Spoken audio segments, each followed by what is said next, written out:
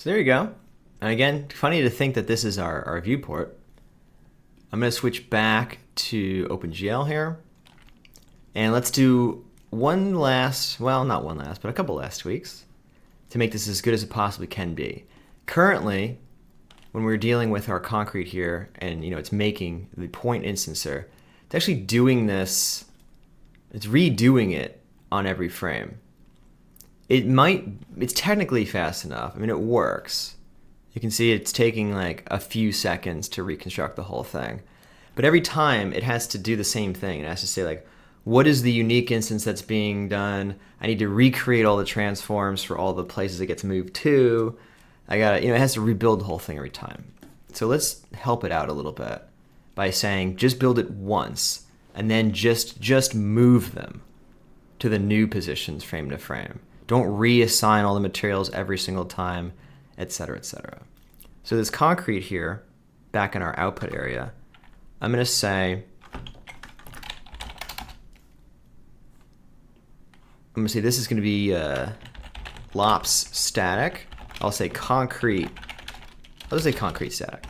Concrete static because we're going to force it to the first frame. So delete channels 1. So this will be, it'll create it. We'll point our import to this in a moment. Oh, we don't need to see other stuff, so hide everything else. Not sure when that turned on. But at any rate, so there you go. On the first frame, it will look like that. And then the actual movement ones, we'll get them right from here. We'll get them from that. That's the other benefit of this, is that currently our SOP import was waiting for this transform pieces to happen. It had to transform all of our high-res geo and then read it in and then do it itself kind of again. So this will say ISO concrete. We'll have it do it pretty much in the same way that this is doing it. So let's have this just delete the glass stuff from this. So if it was off, I should see more things.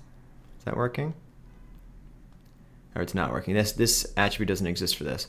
So I'm just going to say instead, let us kill, I just don't want the glass in here. Anything name is glass, just get rid of it. Good. So now we should have the same amount of things. 51,765. 51,765. Oops. So we can even bring that down here. So this will be just the points. Concrete dynamic. This will obviously scrub very quickly. It's just a bunch of points that are being read from file. So let's jump back to our stage. So this now will point to the static, as I've said several times now. So concrete static. So it should look the same pretty much on the first frame. Should still get all the materials and whatnot. But let's do a modify point instances now to actually move them around. So open up the transform one and say the source will be, we'll use an internal SOP.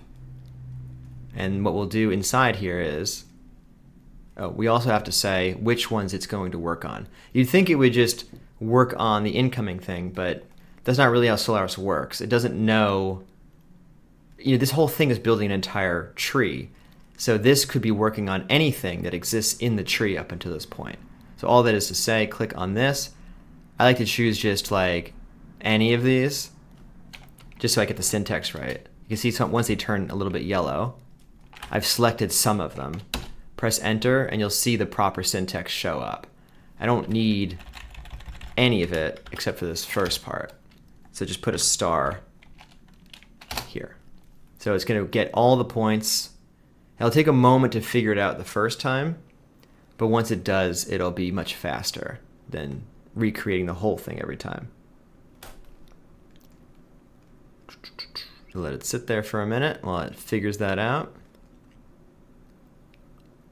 So again, it's a little bit of a longer startup cost, but it's going to pay off to be much faster when scrubbing around. Up to you whether you think it's going to be worth it.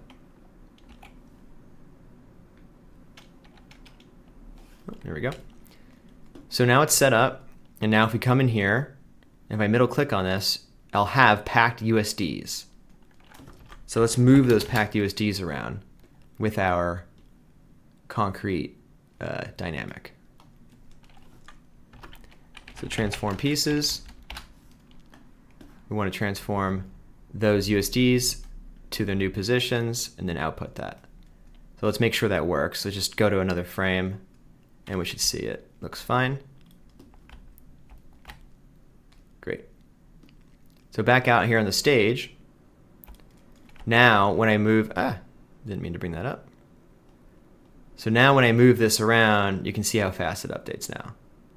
Much faster. It's probably like, at least in my case, it's like 3 times faster, I'd say. So whether that's worth it to you or not is your call. We will still, right now, we're still actually reapplying materials every frame.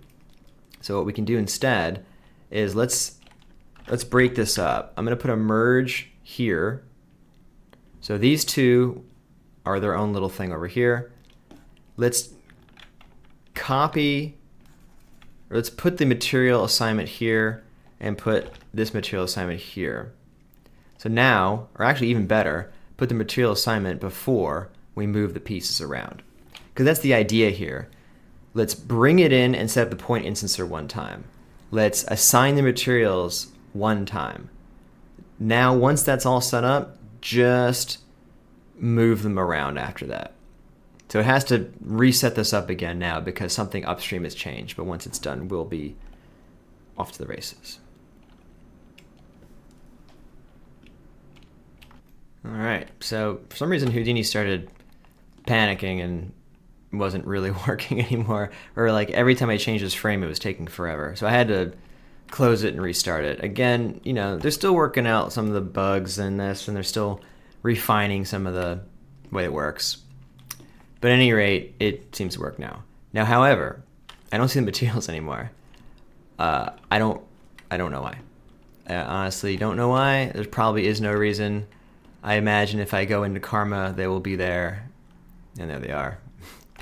So again, unfortunately, there's definitely some bugs going on here.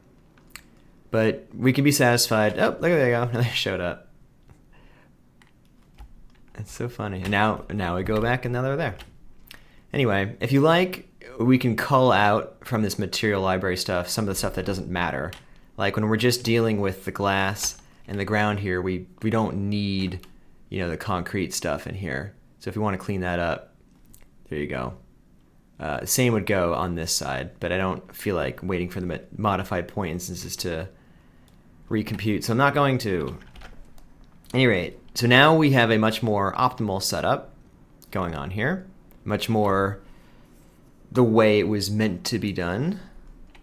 And then once I'd say if you get into a point where it starts taking forever for your modified point instances to calculate again, as I'm starting to see here, I think it's probably a good idea to restart Houdini, especially if it hangs on this transform attrib vop thing. I don't know what that's about. I suspect it's just another bug.